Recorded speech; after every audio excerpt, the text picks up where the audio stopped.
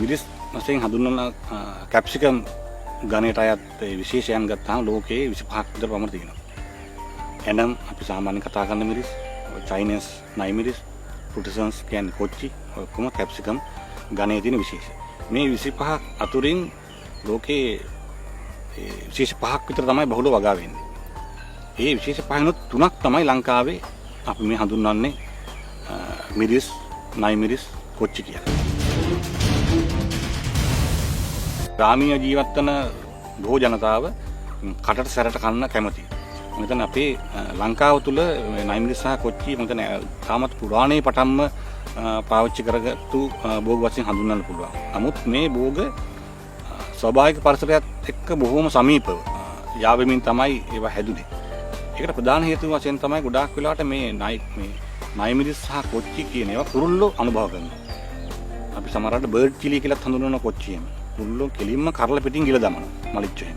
ඒ සත්තුන්ගෙන් තමයි ඇත්තටම ගොඩාක් වෙලාට මේක ප්‍රචාර වෙනවා. සමහරවිට අපි දන්නේ මේ ගහක් අස්සේ ගල් ගොඩක් අස්සේ වගේත් මේවායේ බීජ පැරලා පැල හදනවා. වර්ෂාව අධිකව ලැබෙන තෙත් කලාපේ තුල තමයි ගොඩාක් වෙලාට මේ නයි මිරිස් සහ කොච්චි කියන භෝග වගා දෙක අපිට ගොඩාක් වෙලාට දක්නට ලැබෙන්නේ. ඒකට හේතුව තමයි නිරන්තරයෙන්ම රැස් ලැබෙන හින්දා අමුතියෙන් දැල් සම්පාදනය කරන්න අවශ්‍ය නැහැ. එතකොට රුවියාගෙන් ඈත් වෙලා වගා වෙන්නේ. අතන වගා කරනව නෙමෙයි, ඉබේ නිකන් හැදෙනවා. ඒ නිසා තමයි මේ පැත්තට ගොඩාක් වෙලාට මේක ව්‍යාප්ත වෙලා තියෙන්නේ. අනිත් කාරණේ විල කලාපයේ පැත්තට නයි මිරිස් සහ කොච්චි ව්‍යාප්ත නොවීමට හේතු වෙලා තියෙන්නේ දීර්ඝ කාලයක් තිස්සේ පායනකොට. මොකද මිරිස් ශාකයට ජල අවස්ථාවක් තියෙනවා. ඒකින්ද ඒක දරා ගන්න බැරිනකොට ශාක මැරලා යනවා.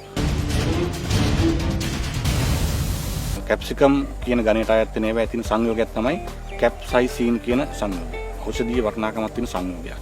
ඒත් මේ ඖෂධීය වටිනාකම ගත්තාන් පස්සේ මම හිතන්නේ අපේ ශරීරයට වැළඳන ගොඩාක් රෝගාබාධ නොවන රෝග වගේ දේවල් වලට හොඳ පිළියමක් වෙනවා මේ කැප්සයිසින්.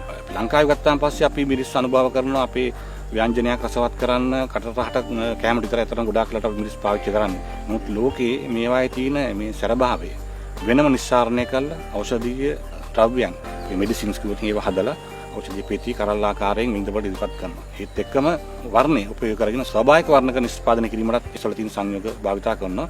අපි දන්නවා අපි සාමාන්‍ය ග්‍රාමීයව ජීවත් වෙන මිනිස්සුන් ගොඩාක් වෙලාවට මේ හෙම්බිරිසාවක් සම්ප්‍රතිශාව මේ හැදීගෙන ඉද්දි කිව්ස්මක් දෙයක් යනකොට උඩ කසනකොට වගේ කොච්චි සම්බලයක් නයි මිරිස් සම්බලයක් එහෙම ටිකක් කටරස කෑවන් පස්සේ අපිට දැනෙනවා අපේ මේ මුළු ඇඟම රත් වෙලා වගේ නාහෙන් කටින් සෙනසොටු ඉවත් වෙනවා. ඒතර මේකේ මේ තියෙන කැප්සයිසින් වල ගුණය තමයි අපි දන්නවා මේ ගහට මිරිස් ශාකයට වඩා වැඩි කාලයක් වර්ධනය වෙනවා. එතකොට සමහරවිට අපිට හොඳින් නඩත්තු කරන්න පුළුවන් ශාස්ත්‍රයේ මාස 8ක් 10ක් අවුරුද්දක් වගේ කාලයක් හෝ වැඩි කාලයක් තියාගන්න පුළුවන්. ඒ හින්දා ඒකට ගැළපෙන. ඒ වෙනකොට ඇත්තටම ගහක් අඩි 3ක් 3.5ක් වගේ උසට වර්ධනය වෙනවා. ඒ වගේම පළවෙනිනොත් අතු පතර විදිලත් ඒ ගානට එනවා. ඒ හින්දා අපිට අනිවාර්යෙන් අඩි 3.3 අඩි 3.2 වගේ පරතරයක් තියාගන්න අවශ්‍ය වෙනවා. හොඳ සාරවත් පසක් තියෙනවා නම් මිරිස් ගහ තාමත්ම හොඳින් හැදෙනවා කොච්චි ගහ. ඒකින්ද අඩි 3.3 තියන්න පුළුවන් නම් එක් තැනක එක පැලයක් වගේ හිටව ගන්න පුළුවන් නම් ඒක තමයි මම හිතන්නේ වඩාත්ම හොඳම පරතරය වෙන්නේ. මේ ශාකයේ පත්‍ර වින පළලනවා වගේම උස යනවා ඒවත් එක්කම මූල මණ්ඩලයක් ගැඹුරට වර්ධනය වෙනවා. එතකොට මූල මණ්ඩලයේ ගැඹුරට වර්ධනය වෙනවා නම් ගැඹුරු පසක් තියෙනවා. හොඳ පෝෂණයක් තියෙන ගැඹුරු පසක්. ඉතින් හොඳ පෝෂණයක් කියන්නේ කාබනික ද්‍රව්‍ය වැඩි. කාබනික ද්‍රව්‍ය මදි නම් ඇත්තටම කොම්පෝස්ට් කුල් පොහොර වගේ කාබනික පොහොරක් දාලා අපි පස සරු කර ගන්න අවශ්‍ය වෙනවා. කාබනික පොහොර ප්‍රමාණයේ මදභාවයක් හින්දා ගසේ වර්ධනය යම් පොඩි දුර්වලතාවයක් පෙන්වු කරනම් විතරක් පමණක් අපිට මිරිස් පොහොර වගේ රසායනික පොහොර ප්‍රමාණයක් පොඩි ප්‍රමාණයක් දාන්න පුළුවන්. අපි ඒක හෙක්ටයාරයට මෙච්චරක් දාන්න කියලා අපි කියන්නේ. කාබනික වශයෙන් හෙක්ටයාර දුරට පවත්වා ගන්න අත්‍යවශ්‍ය නම් පමණක් වගේ මිරිස් පොහොර ටිකක් දැම්මට කමන්නේ. එහෙම නැතුව වෙළඳපොලේ තියෙන මිරිස් වලට පාවිච්චි කරන හෝ එළවලු වලට පාවිච්චි කරන වෙනත් කෘමිනාශක වලට යන්න එපා.